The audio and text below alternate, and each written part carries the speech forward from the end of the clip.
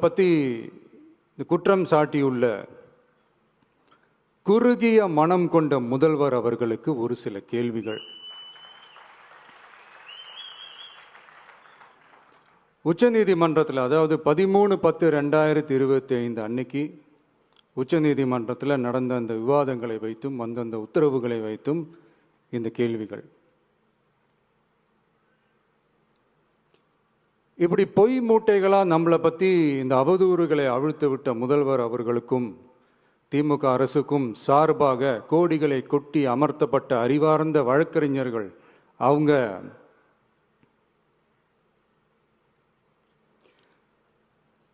இந்த கபட நாடக திமுக அரசோட தில்லுமுல்லுகளை தாங்கி பிடிக்க இயலாமல் உச்ச நீதிமன்றத்தில் திக்கு திணறி நின்றது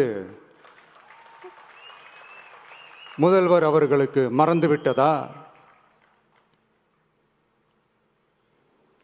இந்த கரூர் சம்பவத்துக்கு அப்புறமே அவசரமா ஒரு தனிநபர் ஆணையம்,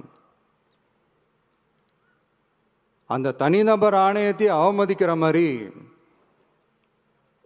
அரசு உயர் அதிகாரிகள், காவல்துறை உயர் அதிகாரிகள் எல்லாருமே நம்மளை பற்றி ஃபுல்லாக இந்த அவதூறுகள் பரப்பி ஒரு செய்தியாளர்கள் சந்திப்பு அவசரமாக. இதெல்லாம் ஏன் நடக்குது? எதுக்காக நடக்குது அப்படின்னு ஒட்டுமொத்த தமிழக மக்களும் கேள்வி கேட்க ஆரம்பிச்சாங்க. இதுவும் தமிழக முதல்வர் மறந்துட்டாரா? அதுக்கப்புறம் அந்த தனிநபர் ஆணையத்தை தலையிலேயே கொட்டி வீட்டுக்கு அனுப்பிச்சிட்டாங்க. அது வேறு விஷயம்.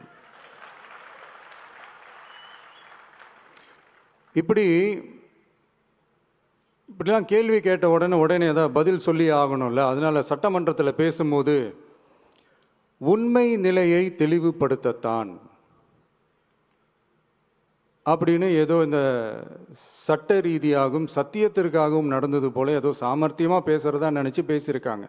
இப்படி ஒரு 50 வருஷமா பொது வாழ்க்கையில் இருக்கிற ஒருத்தவங்க ஒரு முதல்வர் அவர்கள் சொன்னது எவ்வளவு பெரிய ஒரு வடிகட்டின பொய், சப்பை கட்டுன்னு நான் சொல்லலை, உச்ச நீதிமன்றம் சொல்லியிருக்கிறாங்க.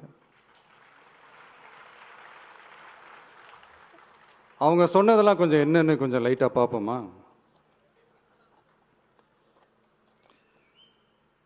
The comments which have been made before the media by the top officers of the police department may create doubt in the minds of the citizenry on impartiality and fair investigation.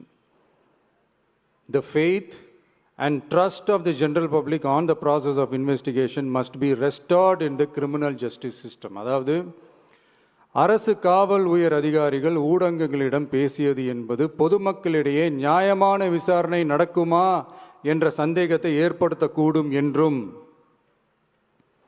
நியாயமான விசாரணை மூலமே அந்த சந்தேகத்தை மீட்டெடுத்தே ஆக வேண்டும் என்றும் உச்ச நீதிமன்றம் தமிழக அரசின் தலையில் ஓங்கி நறுக்கு நறுக்கு நறுக்கு என்று கொட்டியதை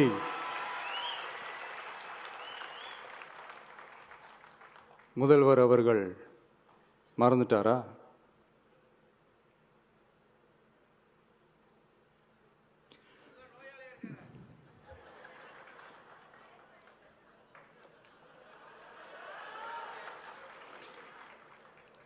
மாண்புமை சென்னை உயர்நீதிமன்றத்தின் மாண்புமிகு நீதியரசர் SIT அமைத்து உத்தரவிட்டார் அல்லவா?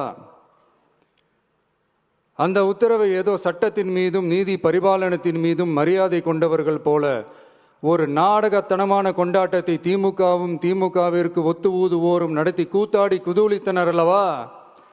தாவேகாவிற்கு எதிராகவும் நமக்கு எதிராகவும் உயர்நீதிமன்ற மாண்புமிகு நீதியரசர் தீர்ப்பளித்து விட்டதாக விதந்தோதி விழா எடுத்தனர் அல்லவா?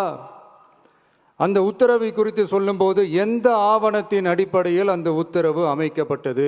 நான் கேட்கல, உச்ச நீதிமன்றம் கேட்டிருக்கிறாங்க.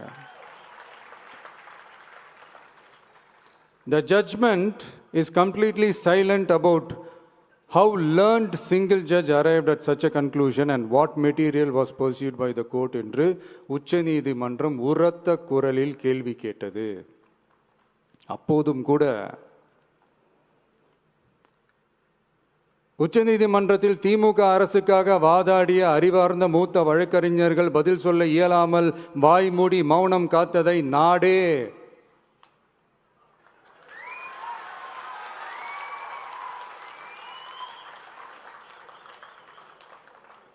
பார்த்ததல்லவா? இதையும் முதல்வர் அவர்கள் மறந்துட்டாரா?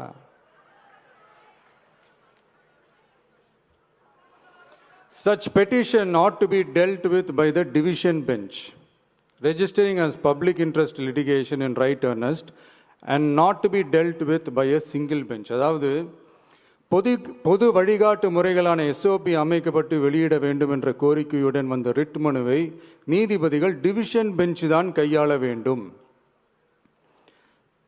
தனி நீதிபதி பெஞ்ச் கையாளக்கூடாது என்றும் உச்சநீதிமன்றம் சொன்னதல்லவா? அது மட்டுமா, கோரிக்கையே இல்லாமல் எஸ்ஐடி அமைக்கப்பட்டது எந்த வகையில் சரி என்றும் கேள்வி எழுப்பியது உச்சநீதிமன்றம். இது எல்லாமே அறியாமலோ இல்லை அறியாதது போலவோ உச்சபட்ச அதிகார மயக்கத்தில் இருந்து பேசினாரோ முதல்வர் அவர்கள்? மனிதாபிமானம், அரசியல் அறம், மாண்பு இதெல்லாம் எதுவுமே இல்லாம வெறும் பேச்சில் மட்டுமே பேசிக்கிட்டு